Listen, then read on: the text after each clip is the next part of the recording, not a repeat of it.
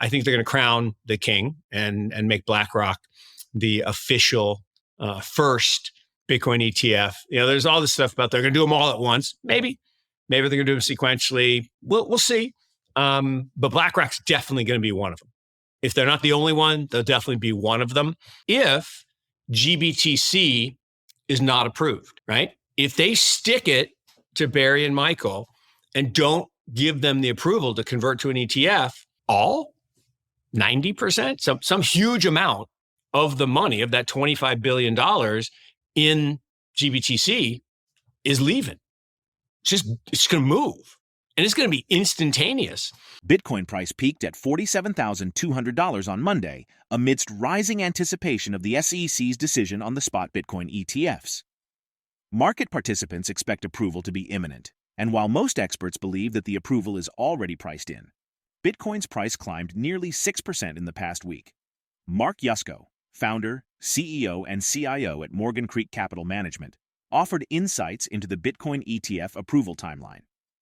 He expressed confidence in the approval of BlackRock and speculated on potential timing, considering the January 15th date. A Bitcoin ETF would be a signal of maturity for all of crypto. Bitcoin spot ETF issuers are competing to offer lower fees on the securities product while awaiting the SEC's approval. Multiple applicants have filed amended S-1 forms in the final step in the process before a potential spot Bitcoin ETF approval. While some believe that a decision could come as soon as Monday, BlackRock, the world's largest asset manager, expects the SEC to approve its spot Bitcoin ETF, the eShares Bitcoin Trust, on Wednesday, according to Fox Business. BlackRock has reportedly lined up over $2 billion for the launch of its iShares Bitcoin Trust.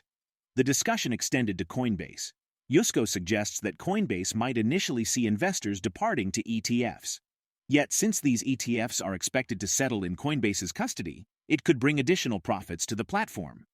The SEC initiated its legal challenge against Coinbase over a year ago, alleging that the platform operated as an unregistered exchange, broker, and clearing agency. Let's now delve into the video to explore more. But before we begin, consider subscribing to the channel and hitting the bell icon to stay updated with the latest content.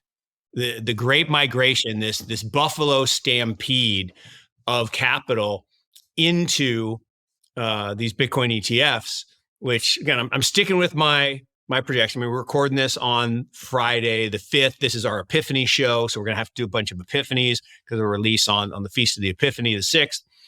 And I'm going with Sunday night, the 7th, right before the King's birthday. Elvis's birthday on Monday. Also my 13-year-old's birthday.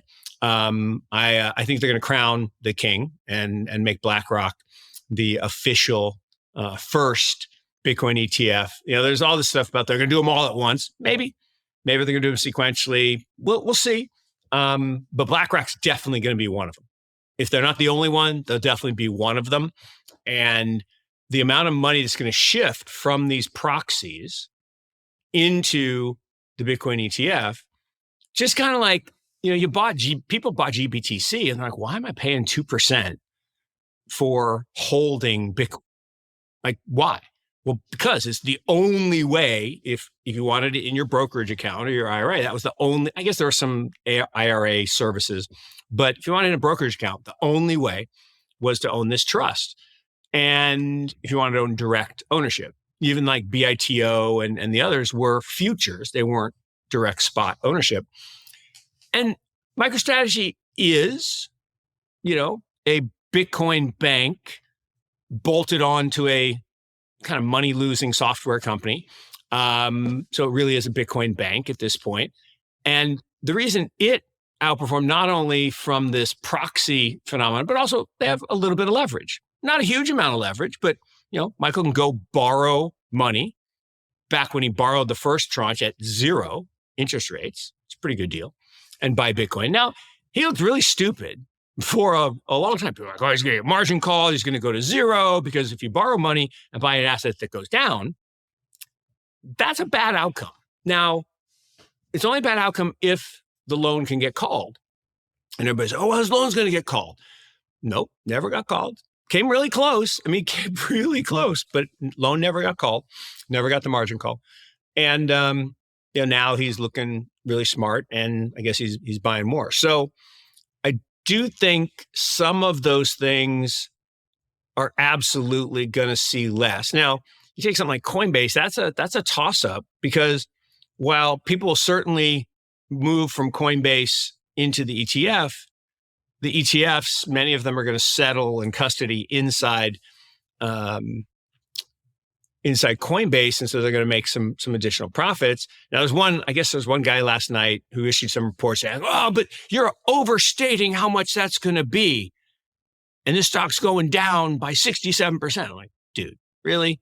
Come on, do some math with me, because while that's happening, okay, you're not going to make as much as some people think. Fine, but what's going to happen to the price when we have both a supply shock, which is coming the end of April, and a demand shock, which is coming on Monday? Price is going up. For the last couple of years, Grayscale has struggled to transform its Bitcoin Trust, which goes by the ticker GBTC, into a cheap and accessible exchange-traded fund, or ETF.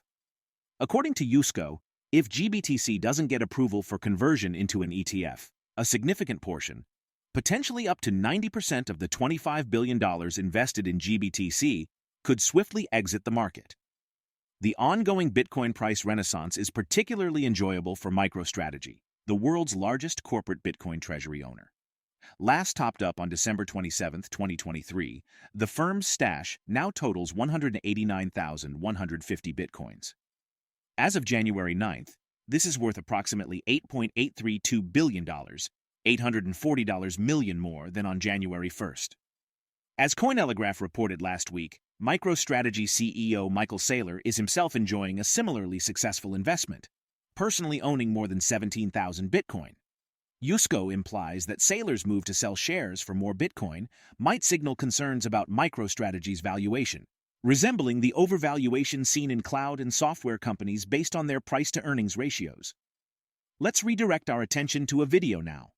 If, capital I, capital F, if GBTC is not approved, right? If they stick it to Barry and Michael and don't give them the approval to convert to an ETF, all 90%, some huge amount of the money of that $25 billion in GBTC is leaving.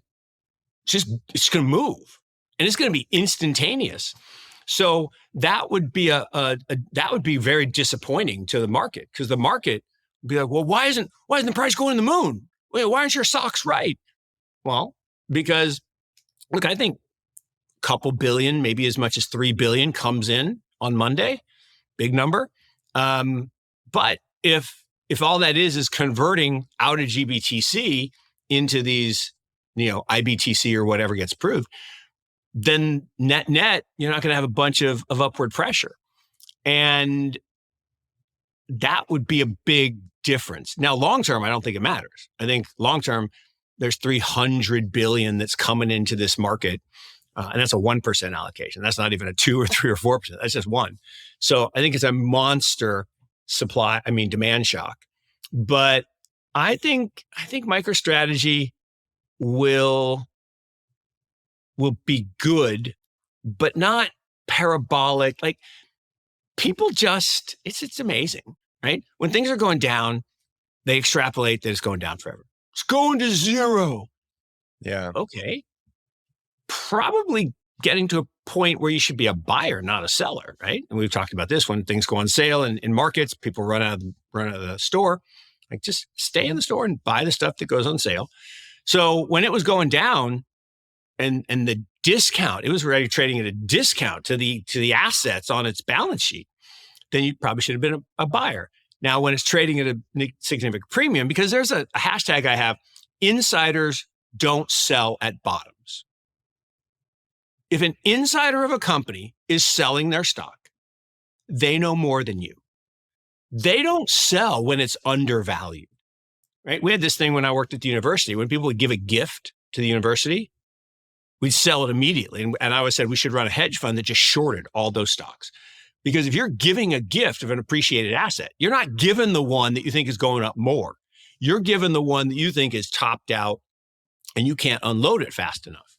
So that if Michael's selling shares to buy more Bitcoin, personally, it's because he sees the writing on the wall that the valuation of that business is extreme. It's like all the cloud companies, all the software companies, they're wildly overvalued on a price to earnings ratio. So, but he's a great arbitrageur. He really is. Now, you could argue that, well, maybe he gets on the wrong side of the arbitrage or whatever, but he is a great arbitrageur. And he's done this multiple times. People forget this is not the first time Michael Saylor has reinvented MicroStrategy and pumped the stock to the moon. He went from 3 to 330, despite all the people shorting it in 2000. Wait, I think we looked this up. I think it was like 2000 or something like that. Well, split adjusted. Yeah. Oh, yeah, okay, gotcha. Yeah. Now I'm just talking about in real time, it was 300, and then split adjusted. You're right. It's in the thousands. Monday was filled with anticipation in the spot Bitcoin exchange-traded fund race as 10 applicants filed final amendments with the U.S. Securities and Exchange Commission, meeting the regulator's 8 a.m. deadline. Market expectations of potential approvals sent Bitcoin soaring past $47,000. Your input is valuable. Share your thoughts in the comments.